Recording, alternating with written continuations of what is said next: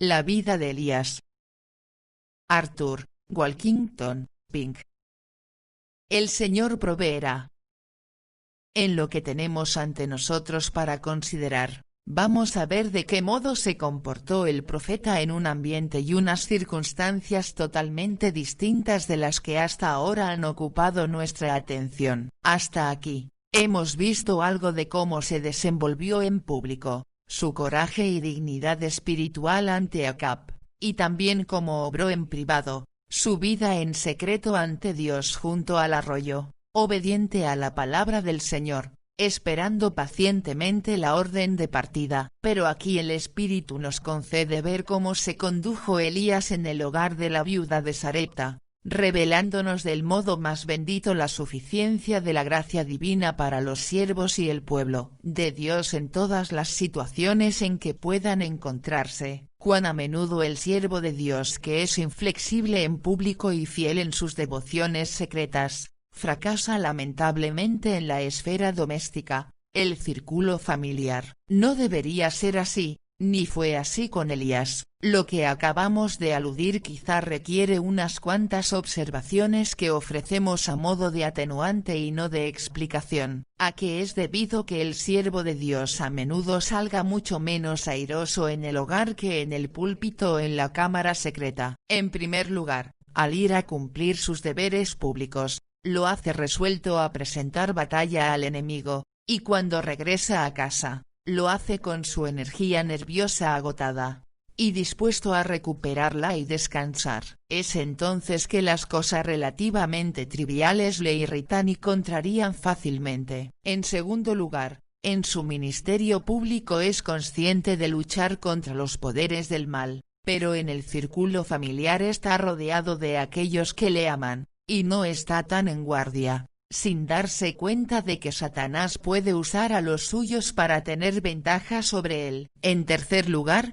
la fidelidad consciente en público puede haber estimulado su vanidad, y un aguijón en la carne el darse cuenta con dolor de su fracaso triste en su hogar puede serle necesario para humillarse. Así y todo, la conducta que deshonra a Dios no tiene más justificación en el círculo doméstico que en el púlpito. En el capítulo precedente llegamos al punto en que Elías, en respuesta a las órdenes de Jehová, dejó su retiro en Kerit, atravesó el desierto, y llegó a las puertas de Sarepta, donde el Señor había mandado, secretamente, a una viuda que le sustentara. La encontró a la entrada de la ciudad, aunque en circunstancias que presentaban una apariencia de lo menos prometedor para la vista carnal. Esta mujer, en vez de dar una bienvenida gozosa al profeta, le habló con tristeza de su inminente muerte y de la de su hijo. Lejos de estar aparejada para cuidar de Elías,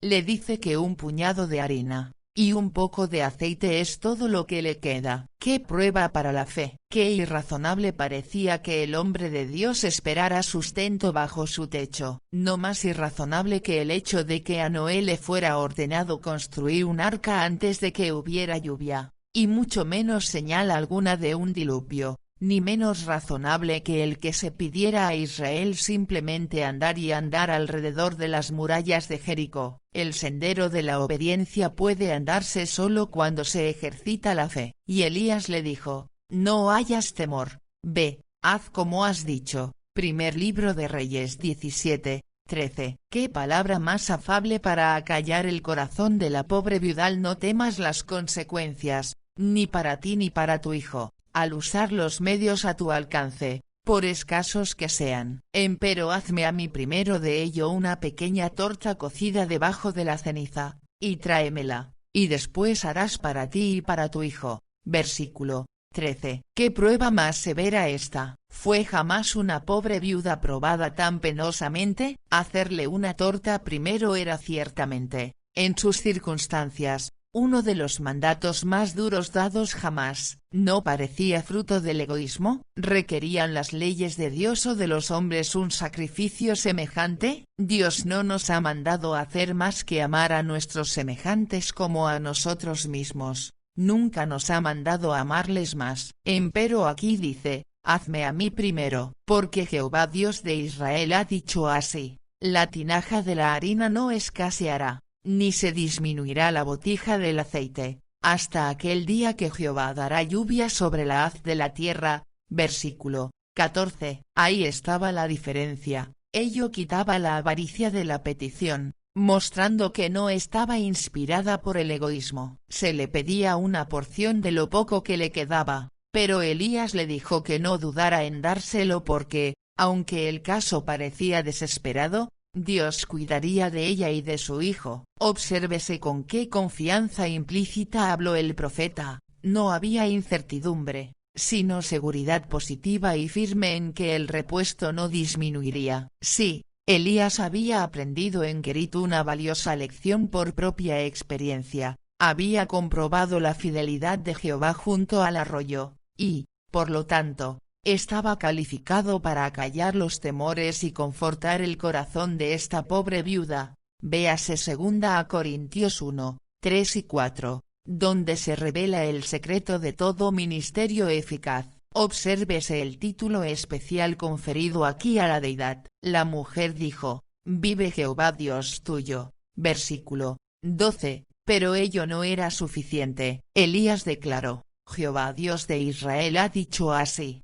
Había de hacerse comprender a esta gentil la verdad humillante de que la salud viene de los judíos. Juan 4, 22. Jehová Dios de Israel, de cuyos hechos maravillosos tienes que haber oído tanto, el que hizo del altivo faraón el estrado de sus pies, que llevó a su pueblo a través del mar rojo sin que se mojara, que lo sostuvo milagrosamente en el desierto durante 40 años, y que subyugó a los cananeos. Podemos, en verdad, confiar en un Dios así para nuestro pan de cada día. Jehová Dios de Israel es aquel cuya promesa nunca falta, por cuanto el vencedor de Israel no mentirá, ni se arrepentirá, porque no es hombre para que se arrepienta o cambie de parecer. Primer libro de Samuel 15, 29. Puede confiarse, ciertamente, en uno así, porque Jehová, Dios de Israel ha dicho así, la tinaja de la harina no escaseará,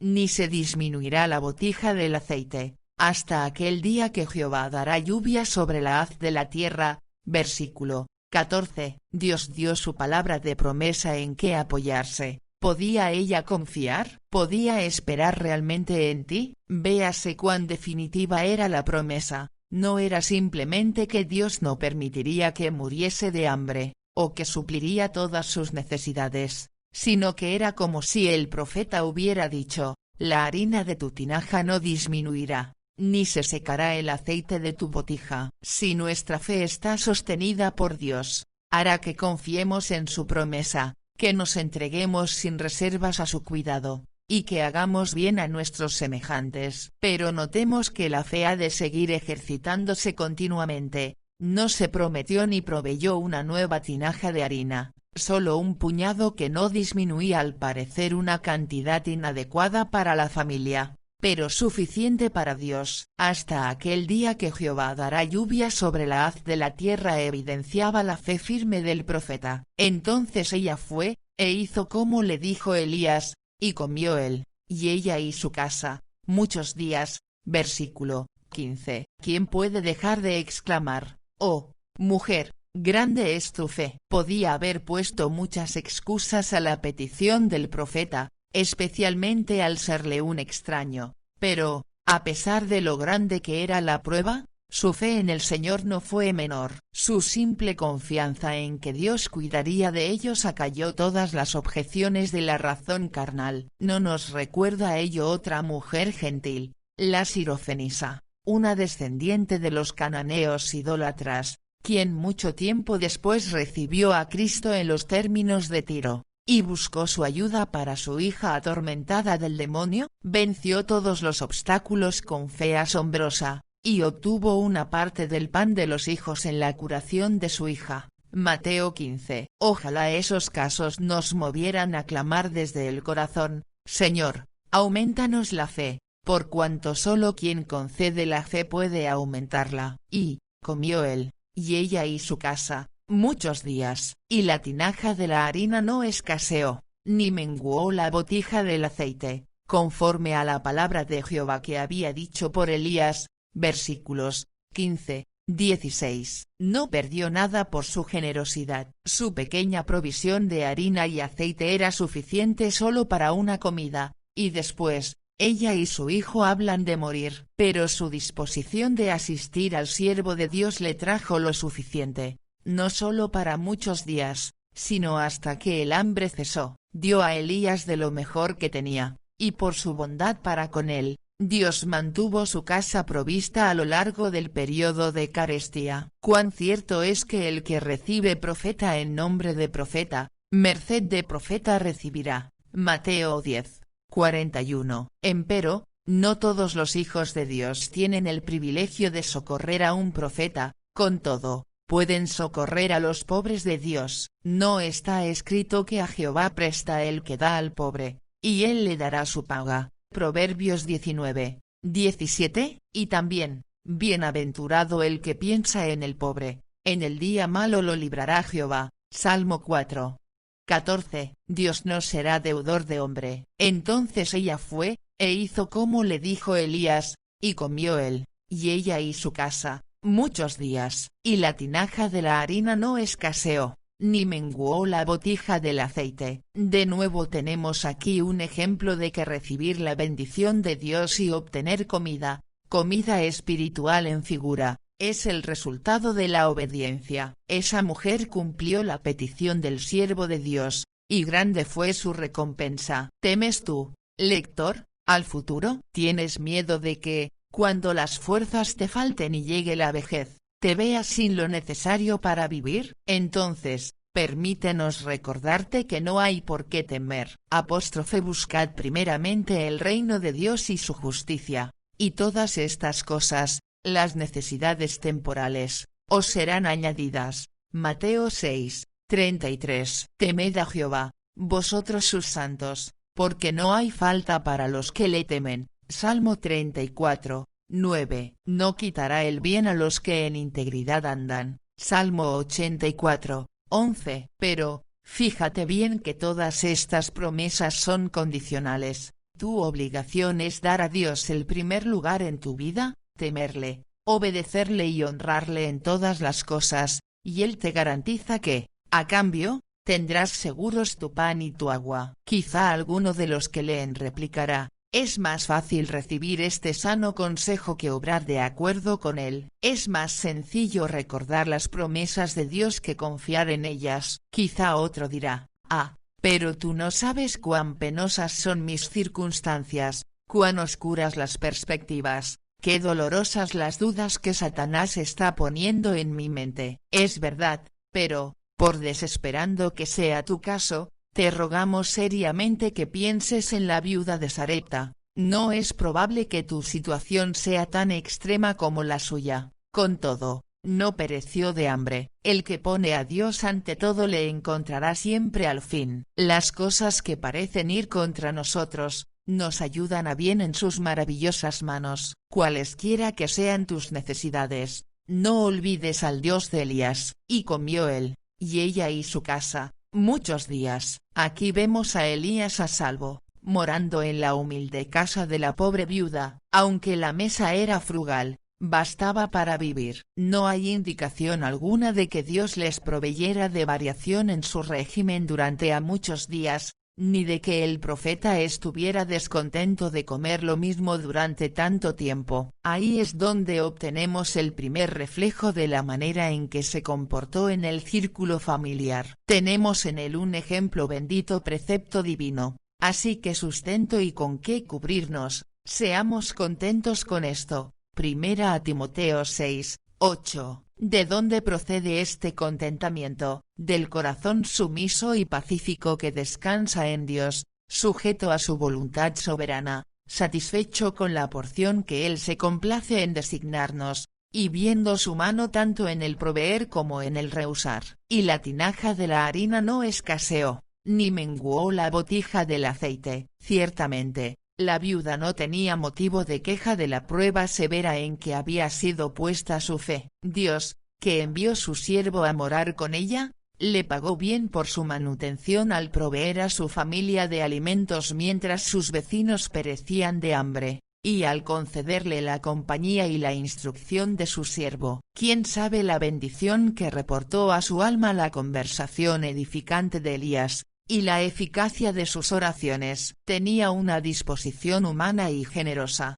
pronta a remediar la miseria de otros, y a socorrer las necesidades de los siervos de Dios, y su liberalidad le fue restituida 100 veces. Dios muestra misericordia al misericordioso, porque Dios no es injusto para olvidar vuestra obra y el trabajo de amor que habéis mostrado a su nombre, habiendo asistido y asistiendo aún a los santos. Hebreos 6, 10. Y la tinaja de la harina no escaseó, ni menguó la botija del aceite. Tratemos de mirar más arriba, no sea que nos perdamos el hermoso tipo que aquí se encuentra. La harina es, en verdad, una figura de Cristo escogida divinamente, el grano de trigo que murió, Juan 12:24, molido entre las ruedas del juicio de Dios a fin de ser pan de vida para nosotros. Esto se ve claramente en los primeros capítulos de Levítico, donde tenemos las 5 grandes ofrendas establecidas para Israel,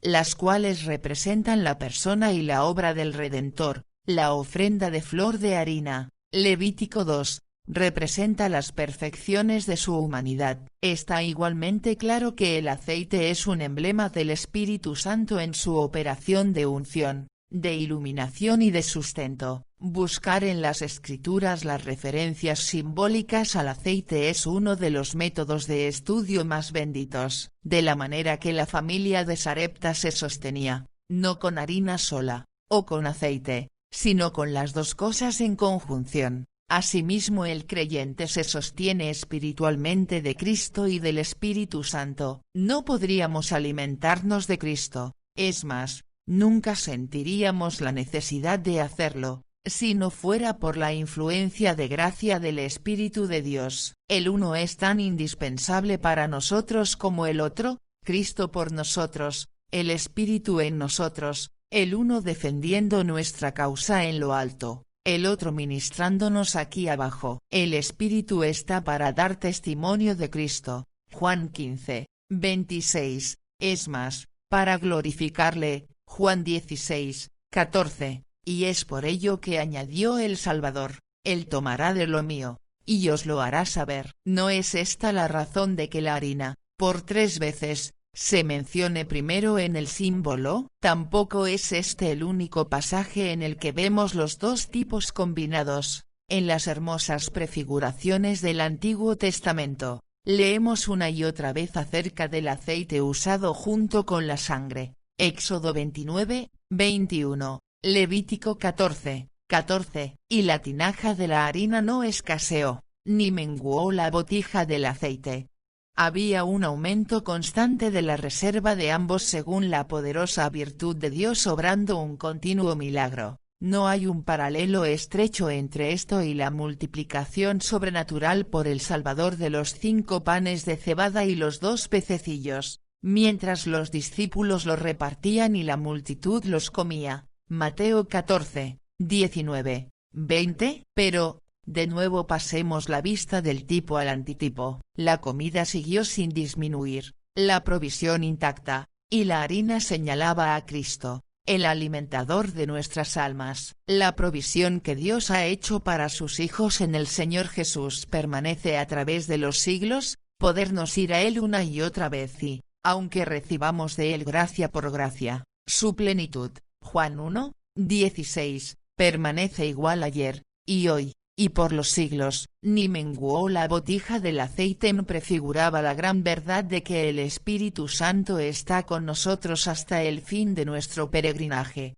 Efesios 4, 30. Pero señalemos de nuevo que Dios no dio una nueva tinaja de harina y una nueva botija de aceite a la familia de Sarepta, ni llenó las viejas hasta el borde. Hay en esto otra importante lección para nosotros. Dios les dio lo suficiente para su uso diario, pero no provisión para un año entero, ni siquiera para una semana por adelantado. De la misma manera, No podemos acumular gracia para usarla en el futuro. Tenemos que ir constantemente a Cristo en busca de nueva provisión. A los israelitas les estaba expresamente prohibido guardar el maná. Tenían que salir a recoger lo nuevo cada mañana. No podemos procurar para nuestra alma, en el día del Señor, suficiente sustento para toda la semana, sino que debemos alimentarnos por la palabra de Dios cada mañana. Así, también, aunque hayamos sido regenerados por el Espíritu de una vez y para siempre,